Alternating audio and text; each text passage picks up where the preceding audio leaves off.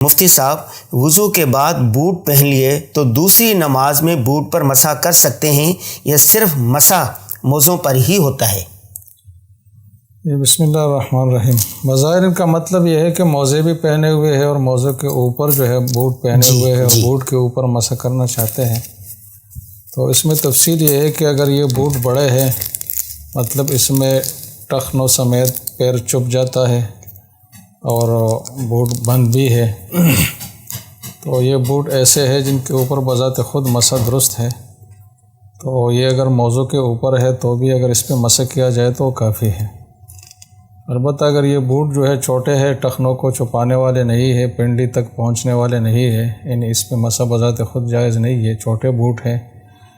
تو پھر اس کے اوپر مسح کافی نہیں ہوگا، کیونکہ اس میں جو مسح کی تری ہے، رطوبت ہے، وہ موزے تک نہیں پہنچتی، اور فقہاء نے یہ بات لکھی ہے کہ اگر موزے کے اوپر جراب ہو اور اس جراب کے اوپر مسح کرے تو اگر رطوبت موزے تک پہنچتی ہے تو پھر تو مسح ہو جائے گا، لیکن اگر نہیں پہنچتی تو پھر نہیں ہوگا۔ تو بوٹ بھی اگر موزے کے اوپر ہے تو یہ اس صورت میں مسح نہیں ہوگا، کیونکہ بوٹ ایک مستقل چیز ہے اور موزے کے تابع بھی نہیں ہے